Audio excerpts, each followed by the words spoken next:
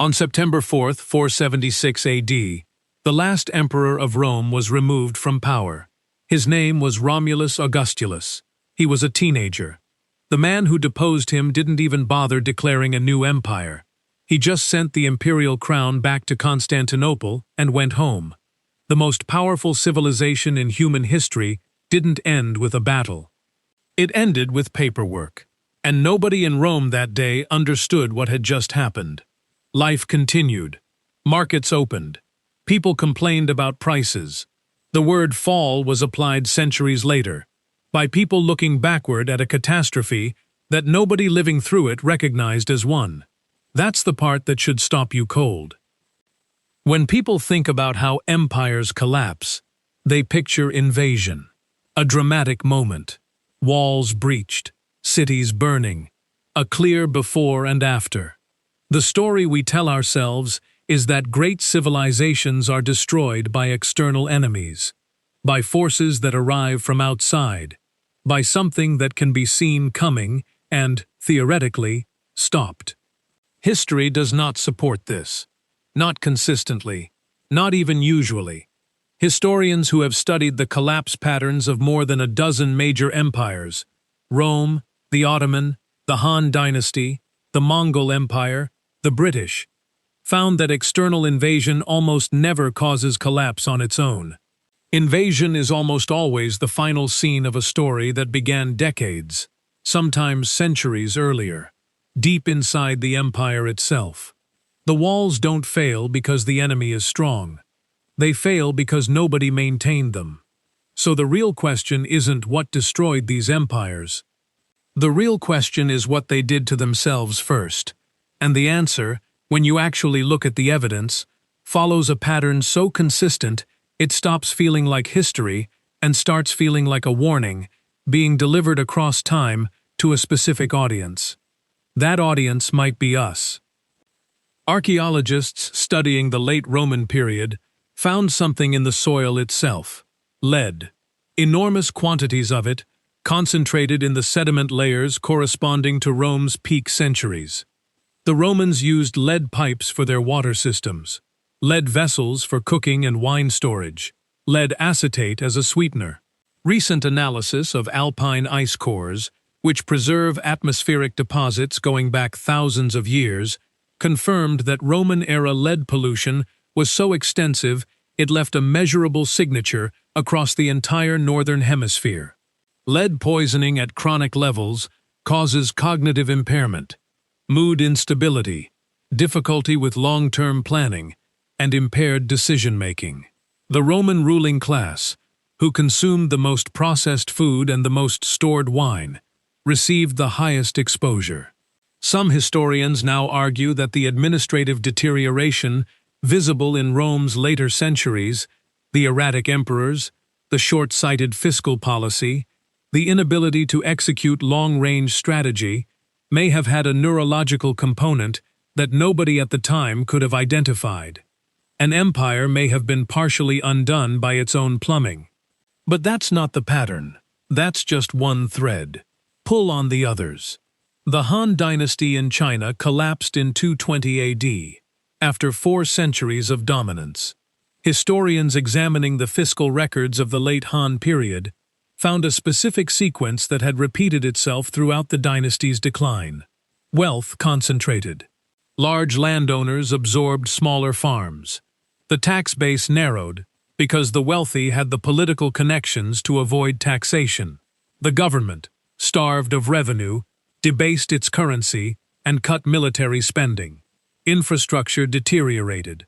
When drought and flooding arrived, the state lacked the resources to respond. Peasant rebellions followed. The military, underfunded and politicized, fractured. The dynasty dissolved. The same sequence appears in the Western Roman collapse, and in the Ottoman decline, and in the late Mongol period. Wealth concentration, fiscal erosion, infrastructure neglect, crisis response failure, fragmentation. But it gets stranger. Every single one of these empires had people inside them who could see it happening.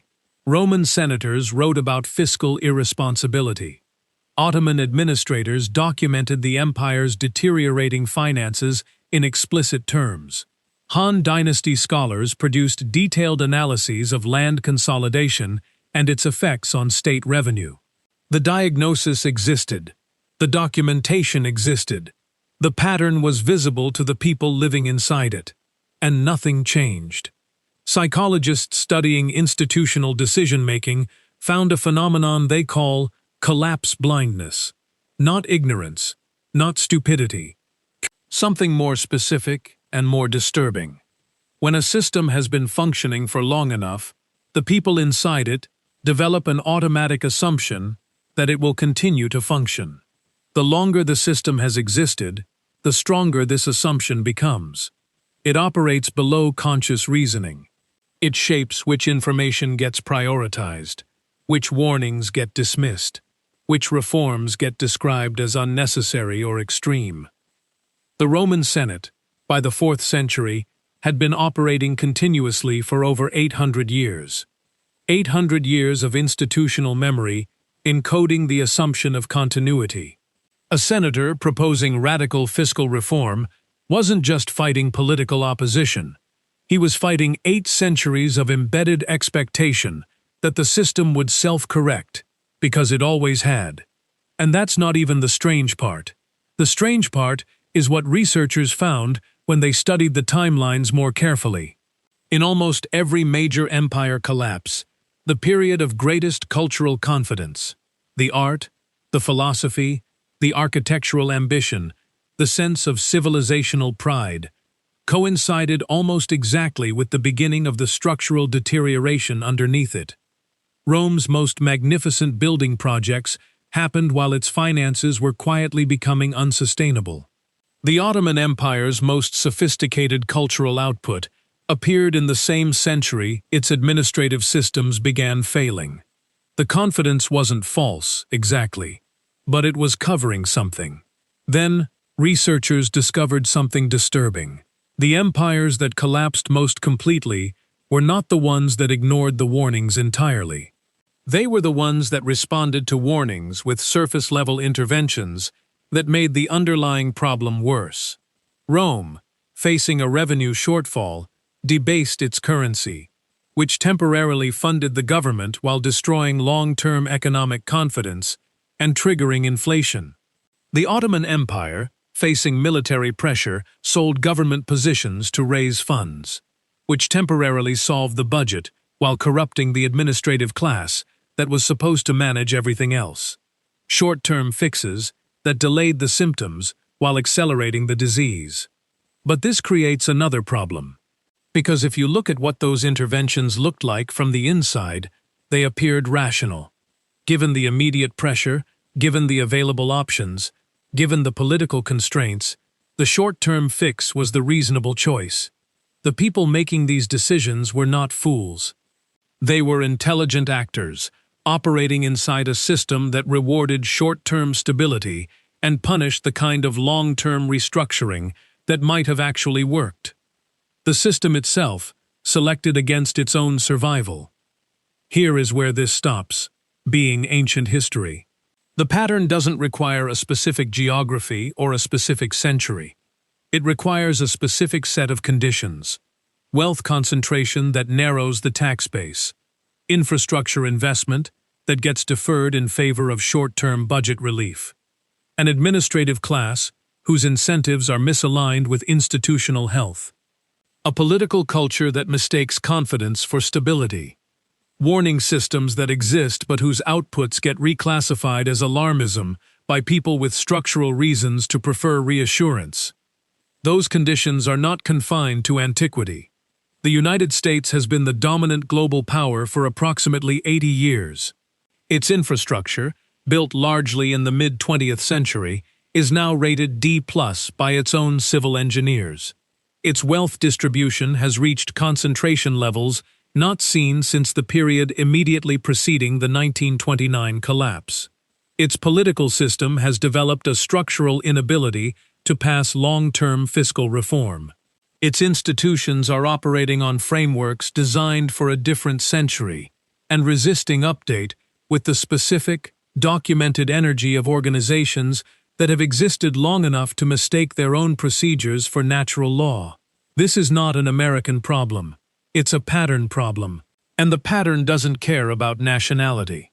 Every empire that ever fell believed, at some point, that it was different, that its particular combination of values, institutions, and history placed it outside the rules that applied to lesser civilizations. Rome believed this. The Ottomans believed this. The British Empire, at its peak, had an entire intellectual infrastructure dedicated to explaining why the laws of imperial decline did not apply to it. They were not uniquely arrogant. They were doing what every complex system does, generating reasons to continue, producing justifications for existing configurations, selecting for ideas that support continuity and against ideas that imply structural change. And now here is the thing that should sit with you long after this ends. The historian Arnold Toynbee spent decades studying the rise and fall of civilizations and arrived at a conclusion that has never been satisfactorily refuted. Civilizations are not destroyed by external forces. They commit suicide. The external force that delivers the final blow is almost always pushing against something that has already hollowed itself from within. The barbarians at the gate are not the cause. They are the proof. Which means the question is never really whether a civilization will fall. The question is whether the people inside it will recognize the hollowing before it's complete. And the evidence from every empire that has ever existed suggests that they almost never do. Not because they lack intelligence, not because they lack information, but because the very cognitive infrastructure that would allow them to see it clearly is itself a product of the system that needs to be seen. You are reading reality through a lens built by the civilization you would need to evaluate objectively. And so was every Roman senator who ever voted to defer the problem to next year.